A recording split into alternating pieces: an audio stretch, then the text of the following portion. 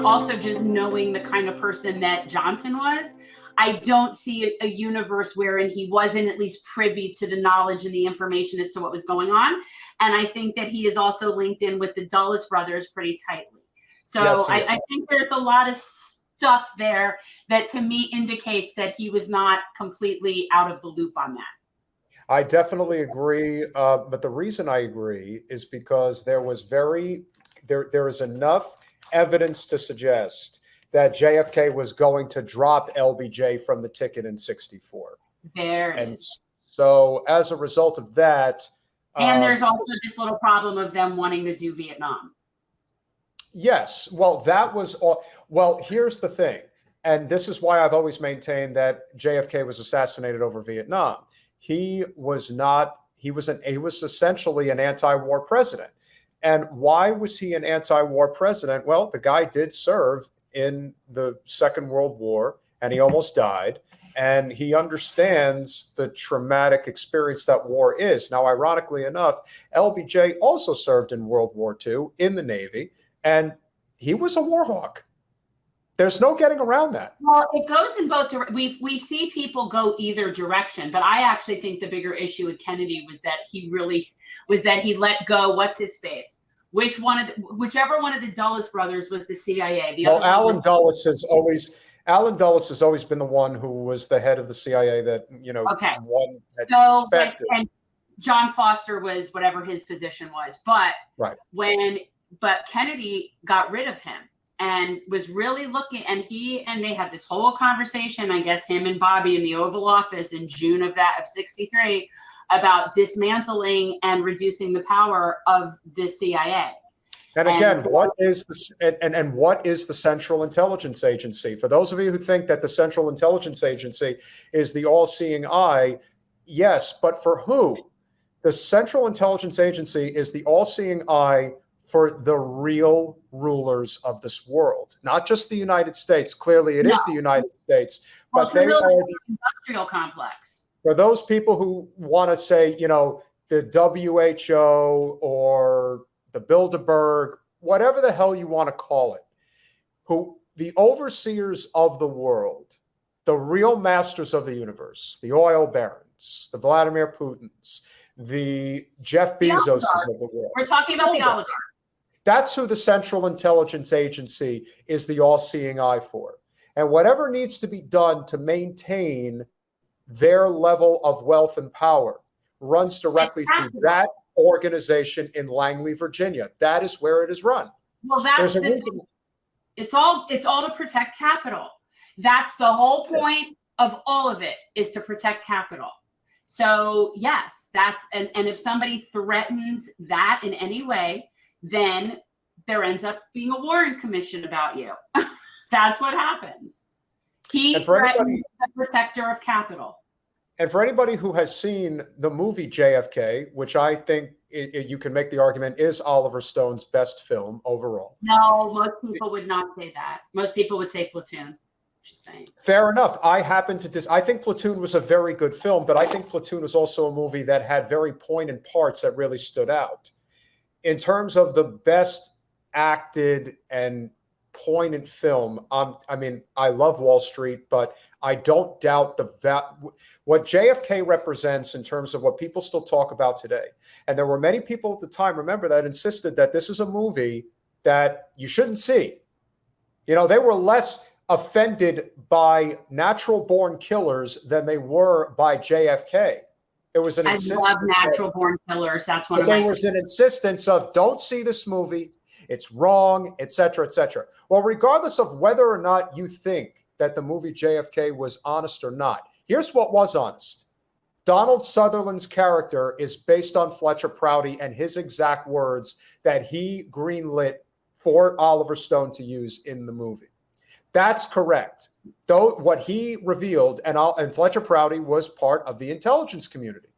So he knew a lot about what was going on. And for him to make that distinction as the commander-in-chief, that I am not going to go to war in Southeast Asia, that I am going to break up the CIA into 1,000 pieces and scatter it to the wind. The people who run this world decided we will have somebody else run the United States. And somebody like LBJ was ready, willing, and able. He is one of the most effective politicians in our nation's history. That is one thing I will say about him. He was certainly, when he was running for office for Congress in Austin, and when he ran for the U.S. Senate in the state of Texas, he ran with that line that you hear so often in politics that today is considered a swear word or a swear phrase, which is, he gets things done. Well, what exactly is he getting done? He got a lot of good things done, and he got a lot of bad things done. On the home front, prior to the election in '64, he passed the Civil Rights Act. That was a very bold move to make in the summer of '64. Hey, Sam, great to see you. Look who showed up, Jen. Hey, Sam. So he was willing to do that. And then in 1965, that was probably the year of all years in the history of our country where more legislation was passed at any other time. And there were a ton of things that LBJ did over the course of his presidency. The most notable thing that he did in 1965, without question, was he passed Medicare. And the whole process by which he did pass Medicare was actually facilitated in many ways, to his credit, even though there's a lot of negatives on his end, but to the credit of President Harry Truman. And when he did sign Medicare into law, he actually signed it into law at the presidential desk at Harry Truman's Presidential Library in Independence, Missouri. Harry Truman, at the time that this was signed into law, was in almost his mid-80s, but he was still going, and he was there. And that was, without question to me, his signature accomplishment on the domestic front. He also passed the Voting Rights Act in 1965. He also did additional work in conjunction with what initially had been started under my favorite president, Teddy Roosevelt, conservation of national parks. Lady Bird Johnson was a huge advocate for these causes as well. And so she made it a point to make sure that that was front and center. There was also the Immigration Act of I believe that was also 1965, that was signed into law. And just a complete onslaught. And the reason why he was so successful was because at a very young age, he ended up making it into the United States Congress at the very young age of 29. And he was just in the right place at the right time. And he got on FDR's bandwagon from day one, built up a hell of a lot of political capital, was ultimately able to make it into the U.S. Senate. And ironically enough, you would think somebody like LBJ was in the Senate for a lifetime. He wasn't. He was only there for 2 terms. 4 years in, he became the minority leader at the age of 42, which is unbelievable. And then eventually became the majority leader of the U.S. Senate. And all of these things that had been done over the course of that time really made a significant difference. But of course, on foreign policy, he was a complete catastrophe. He wanted war. And not only did he want war, this was a guy who actually was an advocate for the Korean War.